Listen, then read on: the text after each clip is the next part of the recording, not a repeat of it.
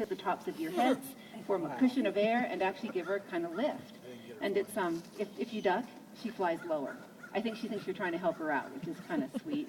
And if there's a little bit of a gap in between you, she usually doesn't go over. That's a waste of energy. She wings and goes right through. So again, it's a very efficient way to fly. It gives you a pretty interesting view of these birds. Now, if you live in Phoenix or Tucson, these hawks are fairly common. We don't have them quite this far north. This is more of a desert bird. But if you get a chance to get online and do any research on the Harris hawks, they are truly amazing birds. Most raptors are monogamous. They'll keep the same mate year after year after year.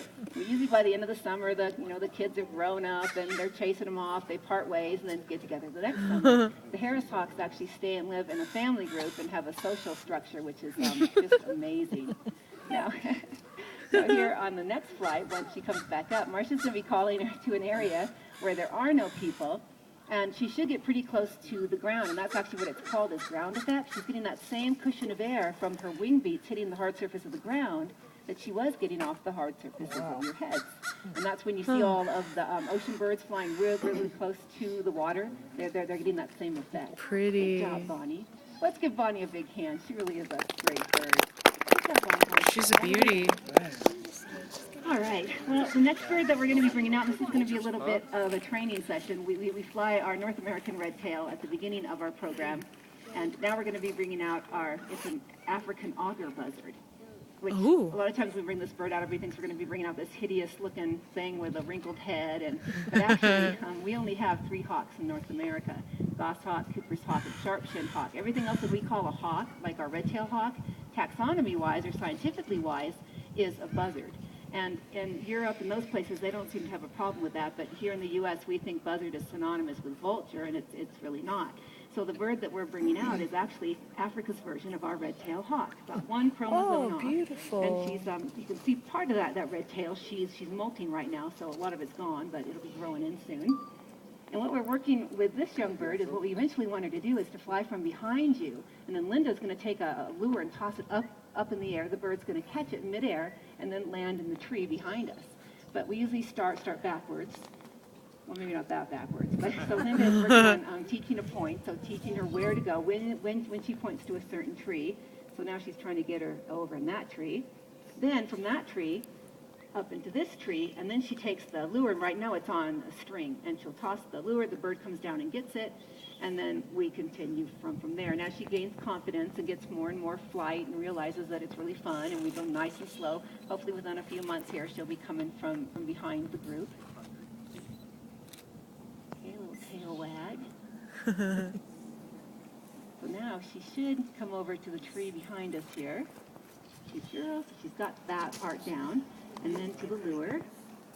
Now, in Nara's mind, she just caught and killed that. And that's why Linda doesn't get too close until Nara's done, because hawks aren't good at sharing. And with training, trust is our biggest tool. So Nara knows that Gorgeous. Linda will stand her ground until she's done. Then, once she's done, sometimes she takes the lure to the glove, sometimes she leaves it. If she leaves it, then Linda will usually step past it and then kind of pick it up and tuck it in her bag from behind, again, so that Nara doesn't think that Linda's going to be eating any of her meal.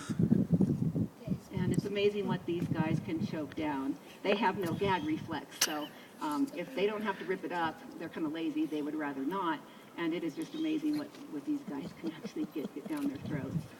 All right. Well, Linda, thanks so much for bringing out the auger, and thank you for your patience. It takes groups like this to get these young birds out and going. All right, well, now we're going to the family group of raptors that can dive at over 200 miles an hour, and they're also the mascot of the Air Force Academy. Have any guesses? Falcon. The falcon, right. Now, we don't have a peregrine, unfortunately, but we do have a cousin to our peregrine. We're going to be bringing out a Saker falcon, and this is Shine. She's actually the only bird that we have in our program that doesn't belong to us. She's on loan from a propagation or breeding program that's trying to get these birds back out into the wild. Where the Sakers are native to northern parts of Africa, Europe, and Asia, they are highly endangered and pretty much due to loss of habitat.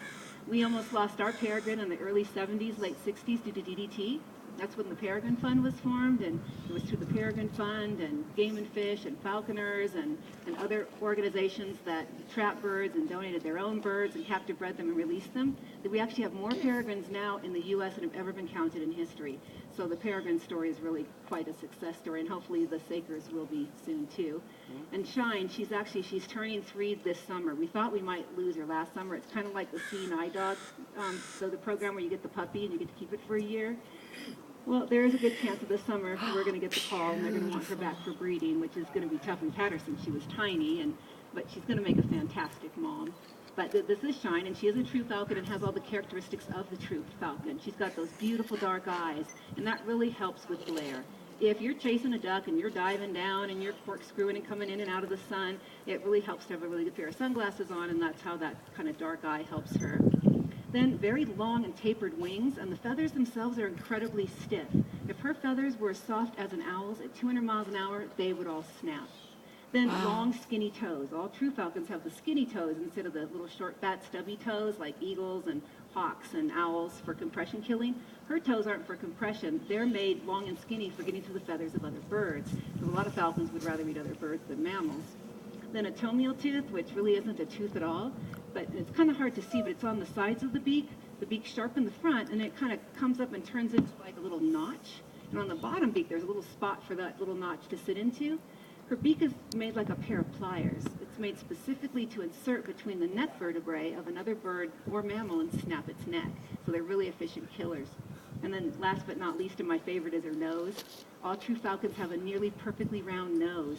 And inside there's a tiny bone. It's in the shape of an upside down ice cream cone, and it's for diving. If you were diving at 200 miles an hour, the wind would be going by your face so quickly that it would create a vacuum, and you wouldn't be able to take a breath, and you'd pass out. That little bone helps to break the vacuum and allow her to dive at incredibly high speeds. And it was years ago when the Air Force was working on the modern jet that they were studying the falcons. They're having a horrible time getting these modern jets past a certain altitude. Went to a certain altitude, and the engines would stall. Well, now if you look into the cowling of a modern jet engine, you'll see that cone shape, which lets just the right amount of oxygen into those engines, and that came right from studying the falcons. Well, Linda, thanks so much for bringing out the Saker. And they are beautiful birds. It's going to be tough to see her go. Well, now we're going to move on to the night shift, which of course is the owls. And owls in general have different adaptations to help them to hunt at night that the daytime birds of prey don't have. And one of those is silent flight. And it's the silent flight that helps the great horned owl to catch one of its favorite food items, which is a nocturnal mammal that is so fierce that it has no other real predators besides the great horned owl. Everything else is pretty much afraid of this thing. Badger. Guesses? Mountain lion, coyote might try it once, never touch it again. Can you think of a badger? No guesses. We usually get porcupine, but it's not the porcupine. A badger? Badger's a good one, but not the badger. It's the skunk. Oh! The skunk, here's a predator coming, whips around, raises that tail, and those predators back off. Nothing wants to There be it around is. the skunk. But the skunk never hears the owl coming, and by the time it does, it's too late. Matter of fact, if you're hiking through the forest and you smell skunk, you should look up. There's actually a good chance you're under the nest of a great horned owl. Well, that's actually Digby, and he's a striped skunk, which is actually our most common skunk here in North America. Well, what we're going to do now is actually bring out a young bird. He's one of our newest birds. We got him the end of, not the end of last summer. We got him this time last year. He's a great horned owl. His name is George. And he actually came from the Williams area here. They were doing some type of controlled burn. And afterwards, the biologists were going through doing some type of study, and they found him on the ground. And he was tiny. He looked like a giant ball of lint. And they took him to the vets. He was there for 3 weeks. Found out that his ears had actually been magnetized. So he lost quite a bit of hearing. Probably still has better than half, which means he hears a lot better than we do, but not well enough to be out during the middle of the winter and up in the top of a tall pine and hear a mouse 2 feet under snow. So once we found out that he wasn't releasable and we were going to be able to keep him as an ed animal, we brought him here like every day when he was tiny. He played with the kids in the grass, and he couldn't fly yet. He kind of looked like Godzilla with pin feathers tromping around. So George is not afraid of anything. I mean, nothing. But he has a very short attention span. So that's what we're working with George right now, is just trying to kind of keep his attention in one spot. So and he's been doing great on going out and waiting for cues is good too. But there, so he's on the back there, and he gets into this kind of like undulating back and forth, and that's to help with hearing and vision. Good job. And he's doing better on grabbing things. He used to land about 3 feet away and trot over and grab the food item, but he's learning now that it's just quicker to land right on it. And if he was in the wild, of course, his parents would have kicked him out a long time ago, and he would have learned that making baby sounds when you're hunting isn't really a good thing. But that's what he's doing, is that high-pitched sound is just a baby sound. Now it's just trying to keep his attention. George, there he goes. He's thinking about it. That's it. Come on, George. Come on. Yeah. No, not over there. He's usually a little quicker than this. George. But everything's new. We try to get him out and walk him around a lot because once he gets out here, he's just so fascinated with anything that moves. Okay, come on.